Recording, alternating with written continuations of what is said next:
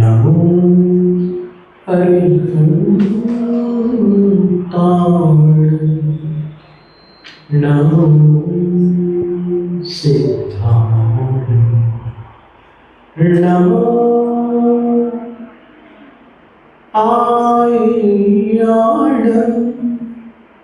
नमो वज्राय नमो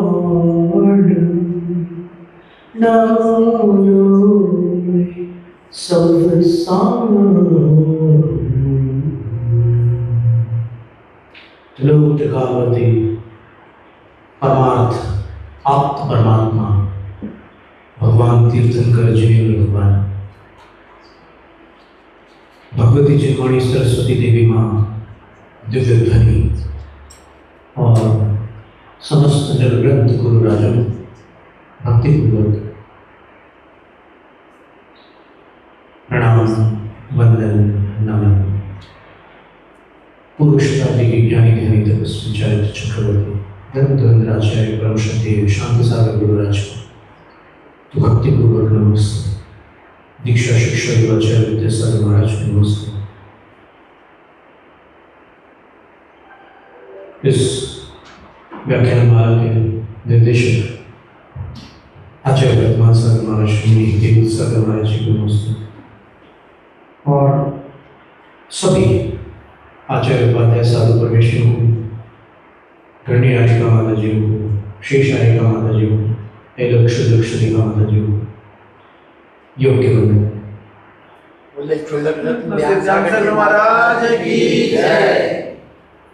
गत सत्र में अपने व्यसनों के बारे में समझा था कि व्यसन किसे कहते हैं। एक ऐसी आदत जिसके बिना चैन न पड़े। अब उसके दो भेद हैं, सद्व्यसन दुर्व्यसन।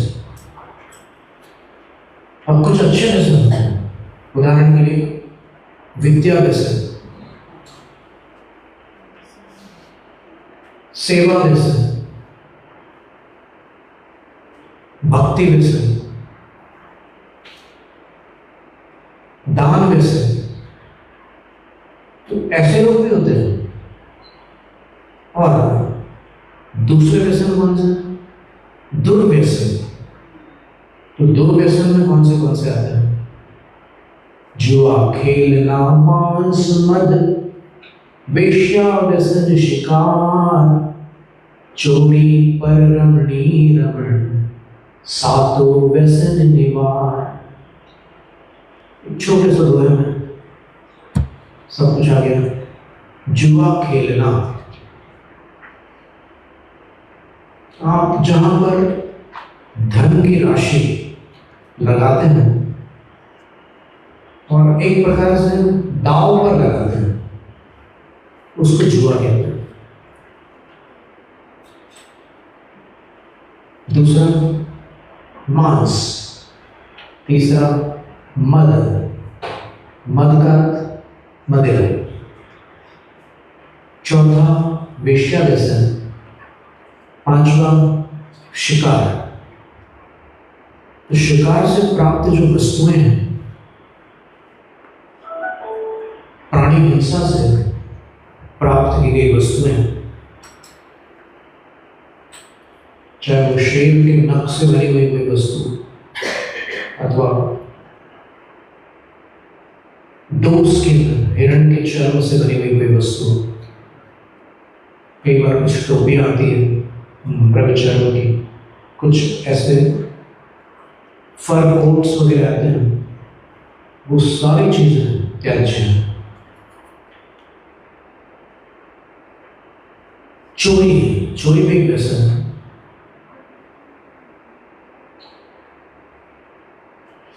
और वो ऐसी बुरी आदत होती है कि आपको जरूरत नहीं है तो भी चोरी का मन होता है, कुछ 3-13 कर दो, ऐसा लगता है।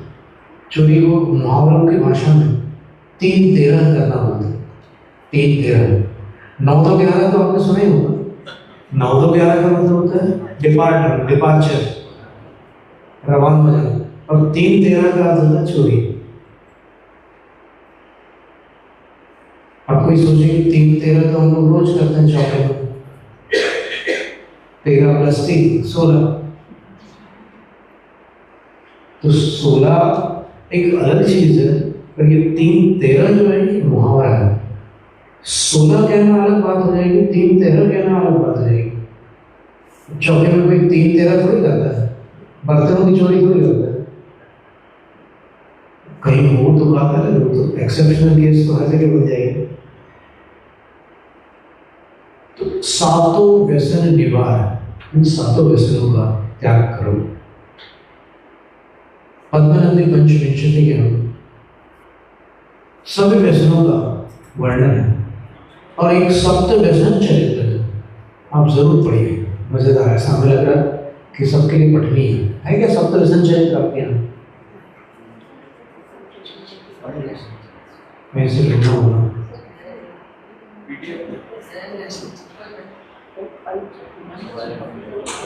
दो तीन अनुवाद उसके उपलब्ध है, अभी हमारे पास सॉफ्ट कॉपी यहाँ पर है उपलब्ध है।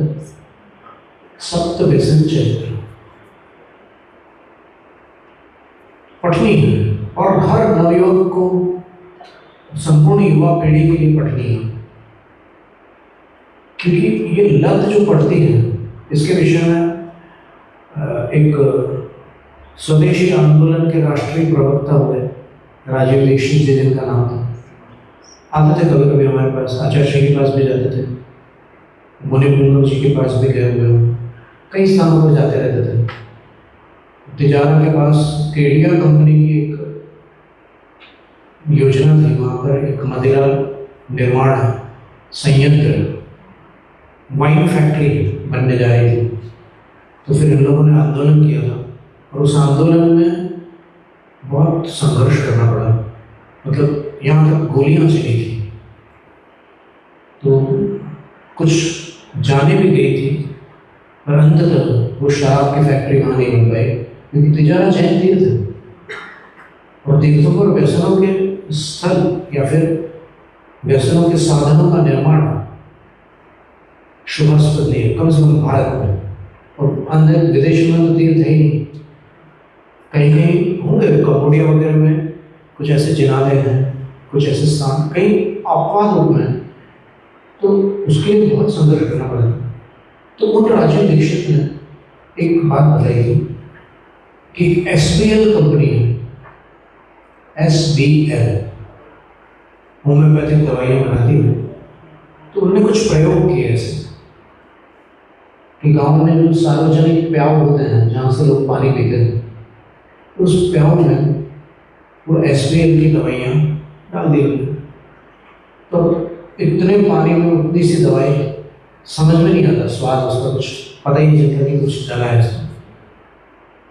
तो जैसे एक दवाई का नाम था सल्फर 200, एक का नाम था फास्फोरस 200। तो इन दवाइयों को अगर एक गिलास पानी में एक ड्रॉप ये दवाई, एक बूंद पानी में, एक बूंद दवा एक गिलास पानी में अगर प्रतिदिन मनुष्य लेने लग जाए, तो इन नशों से उसका मन उब जाता है। उनका कहना था कि अपने बॉडी में बहुत सारे एलिमेंट्स हैं, सोडियम है, आयरन है, कैल्शियम है, फास्फोरस है, सल्फर है, बहुत सारे एलिमेंट्स हैं। तो 19 वर्ष की उम्र के बाद जो लोग नशा शुरू करते हैं, तो किसी एलिमेंट को अगर अपन ठीक ट्रीट कर दे, उसका इलाज कर दे, तो नशा छूट जाता है। और 19 साल से कम उम्र में अगर नशा चालू किया है, तब तो फिर बोलचाल की भाषा में कहते हैं भगवान मालिक। तो शराब के लिए उन्होंने बताया सल्फर 200, एक गिलास पानी में एक बूंद। चलिए दोस्तों, और ये जरूरी नहीं है कि आप बताओ सामने वाले को कि हम तुम्हारे नशे को छुड़वा रहे हैं। हो सकता है उसको पसंद ना हो छोड़ना, तो क्या करोगे? चाय का नशा है किसी को, उसके बिना कुछ काम ही नहीं हो सकता उसका, तो उसके लिए भी एक दवाई का नाम बता रहा हूँ। सल्फर 200 शराब के लिए, फास्फोरस 200 सिगरेट, तंबाकू, और टोबैको के जितने प्रोडक्ट्स हैं उनके लिए, तंबाकू से बनी हुई जितनी तमाम वस्तुएं, वो सब बीड़ी वगैरह सब आ जाएंगी, हुक्का वगैरह। और चाय कॉफ़ी की अगर बुरी लत हो तो उसको छोड़ने के लिए उन्होंने बोला आर्सेनिक 200। ऐसी अलग अलग दवाइयाँ हैं। और आप अगर पूछेंगे कहीं, अभी भोपाल में एक रैली निकली थी कि व्यसनियों से नफरत मत करो, व्यसन बीमारी है, उसका इलाज कराओ। तो इलाज कराने पर बहुत से लोग लाभान्वित हुए हैं।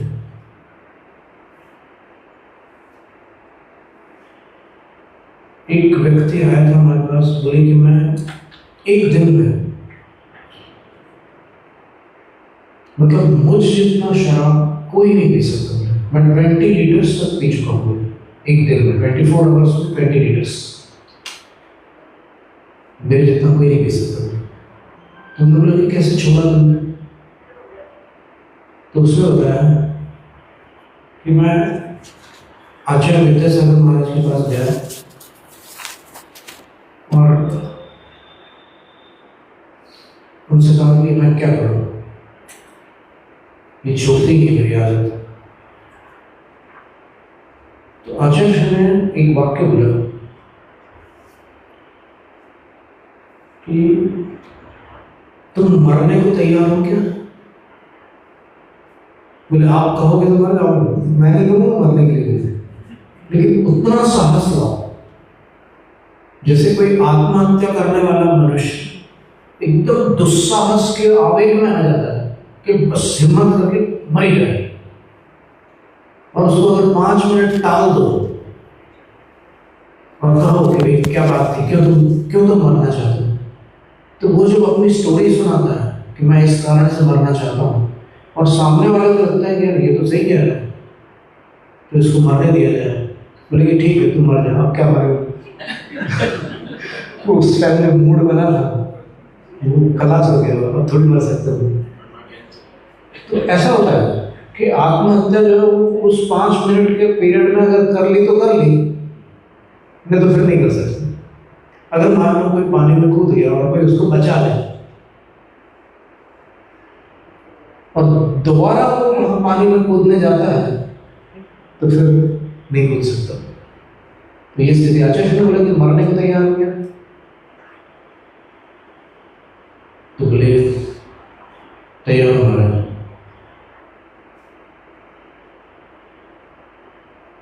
छोड़ो। ज्यादा से ज्यादा क्या होगा? जान निकल जाएगी। तेरे लिए ये वस्तु जान से प्यारी है और इसके बिना तेरी जान भी निकल जाएगी। तूने कहा कि मैं तैयार हूं तो निकल जाएगा। और आचार्य जानते थे कि इसको छोड़ने से मरेगा नहीं बल्कि बचेगा। नहीं छोड़ेगा तो जल्दी मरेगा, क्योंकि लिवर खराब हो जाएगा, किडनी भी खराब हो जाएगी और पूरे बॉडी के फंक्शंस डिस्टर्ब हो जाएंगे, बर्बाद हो जाएंगे। तो उसने बोला कि मैंने ऐसा किया। कई दिनों तक वो विथड्रॉल सिम्टम्स आते हैं नशा छोड़ने के बाद। छोड़ने के बाद जो एक सूनापन, डिप्रेशन और एकदम एक अजीब सी स्थिति हो जाती है। ऐसा लगता है कि पता नहीं किस दुनिया में खो गए हैं। किसी से बात करने की इच्छा नहीं होती, भोजन लेने की इच्छा नहीं होती, मन मार करके कुछ खा लेते हैं, पी लेते हैं, ऐसी हालत हो जाती है बिल्कुल। ऐसा लगता है कि पागल खाने से तो छूट कर नहीं आया, ऐसा लगता है क्या हो गया इसको, ये शायद पगला गया। लेकिन उसके बाद फिर धीरे धीरे वो अगर दृढ़ रहता है अपने में, क्योंकि इसको क्रम से नहीं छोड़ा जाता, ये ध्यान रखना। न तो सिगरेट क्रम से छोड़ी जाती है, न शराब। जो बड़े नशे होते हैं उनको घटा घटा कर नहीं छोड़ते, उनको एक झटके में छोड़ते। कई लोग बोलते हैं कि हम धीरे धीरे कम कर रहे हैं, महाराज जी आप, हम वादा करते हैं कि छोड़ देंगे। वो वादा वाले सब एक तरफ रह जाते हैं। कसमें वादे प्यार वाले सब बातें रह जाते हैं। वो उस गाने में वो फिट हो जाते हैं, वादे शराबी हो गई। फिर एक झटके में छोड़ दो और डिक्लेयर करके छोड़ दो, घोषित करके छोड़ो और मुहूर्त निकाल कर उत्सव करके पार्टी करके छोड़ो, धूमधाम के साथ छोड़ो। और सबको बुलाओ, अपने बचपन के टीचर्स को बुलाओ, सबको बुलाओ, सबको सूचित करो और फिर छोड़ दो, खत्म। एक बार में खेल खत्म हो जाएगा। और अगर नहीं छोड़ा तो फिर भी तो भी खेल खत्म हो जाएगा। अगर छोड़ा तो व्यसन का खेल खत्म हो जाएगा, नहीं छोड़ा तो अपना खेल खत्म हो जाएगा। व्यसन की चर्चा थी। अब एक प्रश्न आया था कि मनुष्य जैन कब बनता है। मान लो जैन परिवार में उसने जन्म लिया है तो भी, और नहीं लिया है तो भी, तो परिवार में अगर जन्म लिया है तो बीजारोपण तो प्रारंभ से हो जाता है।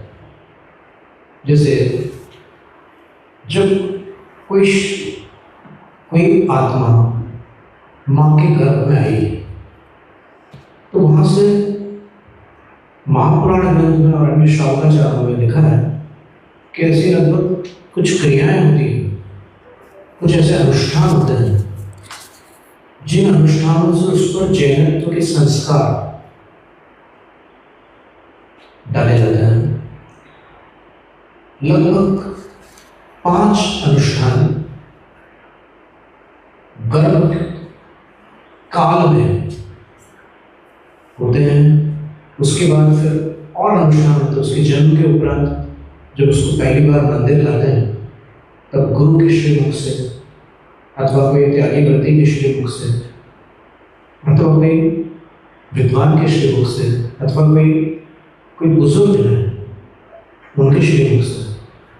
राजमार्ग तो ये है कि साधु के मुख से या माता जी के मुख से उसके कान में नमोकार सुनाया जाता है। और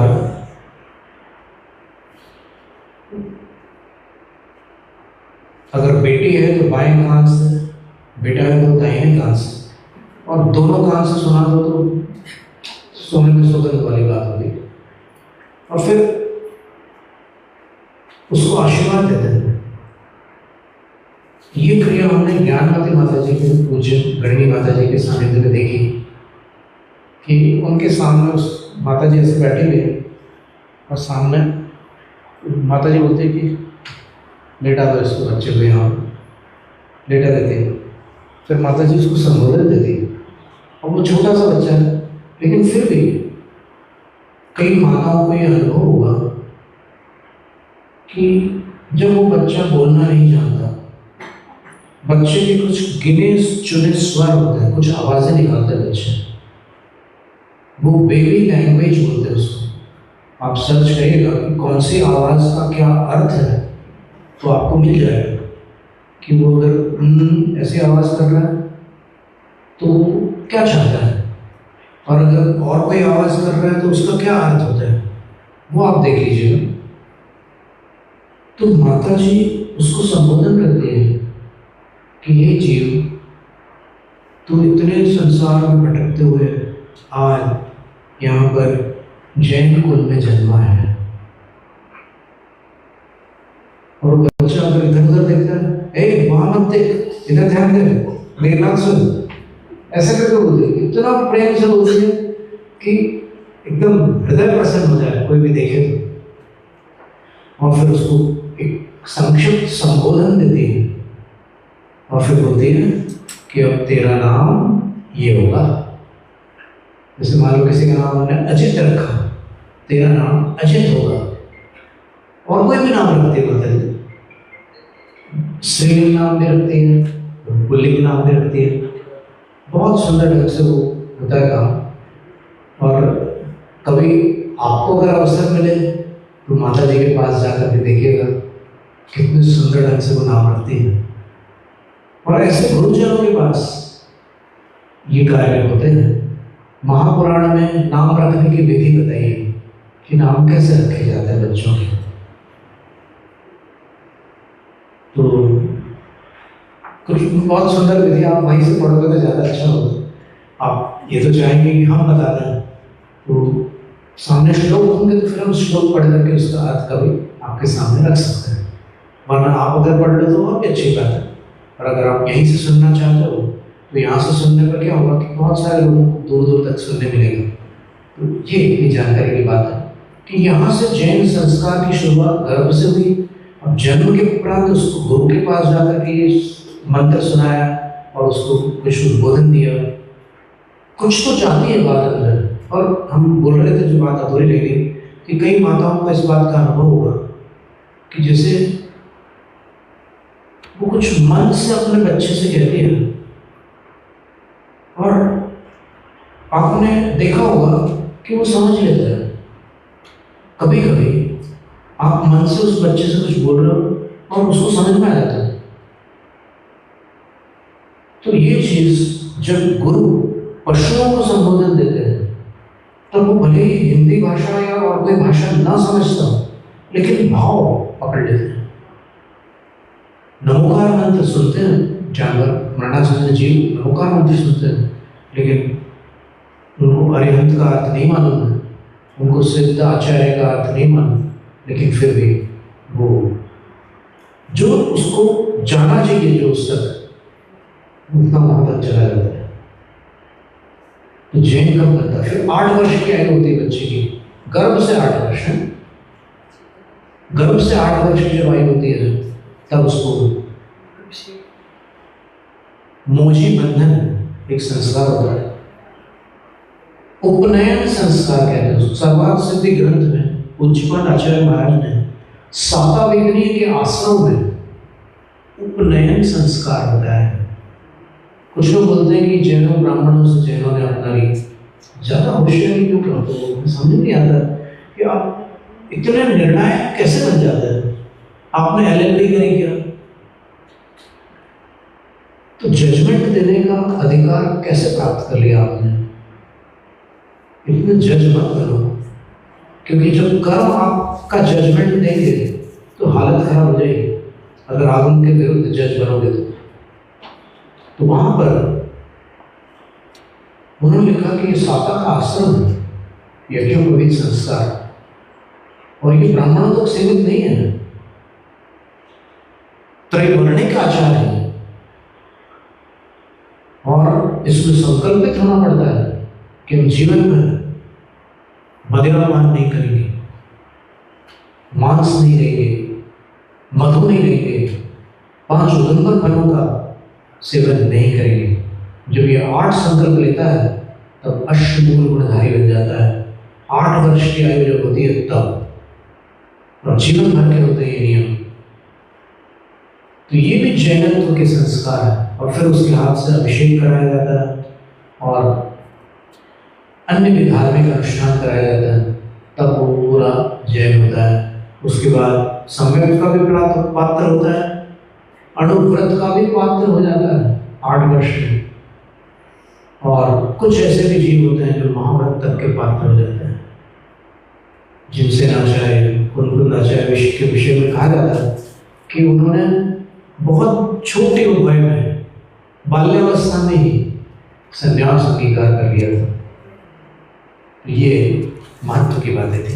जैनम जैन शास्त्र पठन में यदि जो कहीं प्रमाण से कुछ अर्थ वाक्य बल मात्रा छूट गई,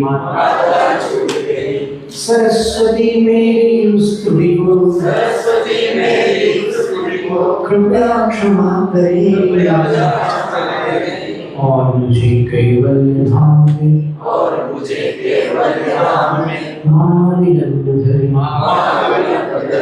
वांछित फलदात्री चिंतामणि सदस्मात् तेरा वंदन करने वाले मुझको मिले बता मेरा बोधि समाधि विशुद्ध भावना आत्म सिद्धि मुझको मिले और मैं पा जाऊं मोक्ष